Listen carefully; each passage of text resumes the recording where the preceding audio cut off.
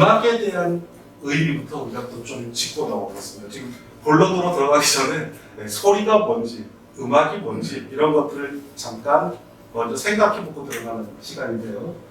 자, 음악은 일단은 예술로 먼저 생각을 했죠. 과거부터. 그런데 이 음악의 능력이라는 게 인간한테는 사실 체계적인 훈련을 받지 않아도 그냥 살면 음악적인 능력은 생기는 거로 되어 있습니다. 실제 돌짝의 얘기를 놓고요. 장조화음을 들려줬을 때랑 단조화음을 들려줬을 때랑 반응이 달라요, 애기들이. 음악 교육 받은 적 없죠, 돌짝은. 자, 그런데 장조화음 들려주면 웃고 좋아하고요. 단조화음 들려주면 울어요. 그런 현상 많이 발생됩니다. 유튜브 찾아보면 영상이 있을 거예요. 누가 장난하는 거니. 그 다음에 음악 체계라는 거는 이건 인간이 정한 거죠. 소리라는 게, 자, 20Hz, 21Hz, 22Hz, 뭐 1000Hz, 1000Hz 이렇게 주파수들이 있는데 사실은 그 주파수들이 연속선상에 있는 거고 사실 100Hz와 100.1, 100.2도 있고 100.3도 있어요. 연속선상에 있는 거거든요. 자, 그런데 우리 인간이 서양음계는 7개의 건반 또 그걸 온음으로 하고 중간중간 반음 집어넣은 그런 체계를 가지고 있죠. 그래서 보통 440Hz의 라 음을 가지고 기본으로 잡고 음계를 만든 거란 말이에요. 그렇게 서양 음계는 그렇게 반복되는 음과 음 사이의 반음들로 구성되고 또 우리나라 음계, 5음계로 만들어져 있죠. 그것도 우리 조상들이 그냥 그렇게 만든 거예요. 한 지점을 한 음의 높이로 잡은 겁니다. 그냥. 자, 그리고 음악이라는 거는 소리가 있는 것만 음악이냐? 아니죠. 악보 보면 쉼표도 반드시 있습니다. 그래서 음표와 쉼표, 이게 시간적인 순서에 따라서 조합된 그런 거가 음악이다 라고 이야기를 합니다. 그렇다 그러면 우리가 이제 그 음악 소리를 들으면서 어느 소리는 좋은 소리다, 듣기 좋다, 어떤 소리는 듣기가 싫다라고 그렇게 구별해서 듣잖아요. 그렇다는 것은 각각의 소리들의 고유한 특성들, 그 특성들을 우리가 구분할 수 있기 때문에 그런 느낌을 가질 수 있는 거죠.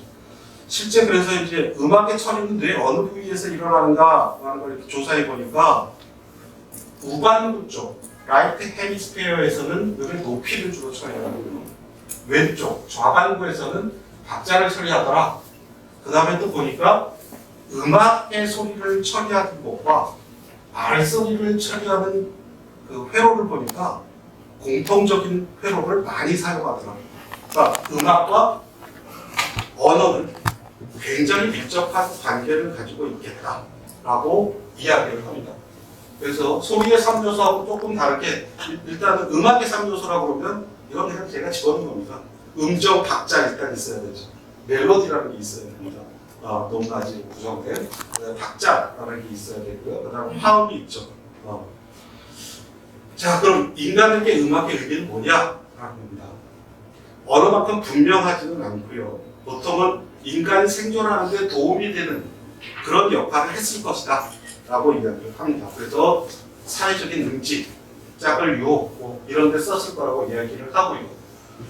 근데 대부분의 영장류, 동물들 이런 동물들은 별로 음악을 좋아하지 않습니다. 관찰된 거 보면 음악 소리가 나는 걸 싫어해요. 근데 영장류 중에 자신의 목소리, 침팬지에서 자신의 목소리랑 비슷한 주파수를 가진 음악을 들려주면 관심을 보이고 좋아하더라라는 연구가 있어요. 그 다음에 이제 언어와 음악과의 관계를 연구한 것들의 얘기를 보면 하여튼 음악은 언어의 전조다. 그러니까 언어 처리보다 더 앞서서 음악을 처리하는 능력들이 선천적으로 타고나게 발달하면서 언어 발달에 영향을 줄 것이다 라는 그런 이야기를 합니다. 그래서 사실 음악적인 능력이 나중에 언어적인 능력하고도 연관이 상당히 깊기 때문에 사실 어렸을 때부터 음악에 자주 노출되고 접촉하는 게 상당한 발달에 도움이 될 거로 우리가 생각을 해요. 말씀드렸고, 그러면 일단 청각 경로에 대해서 보겠습니다. 그러니까 청각 인지가 되려면 일단 귀로 소리를 잡아서 집어넣고 뇌로 전달하는 거예요. 그럼 일단 귀부터 시작을 하겠습니다. 청각 경로의 시작은 귀죠.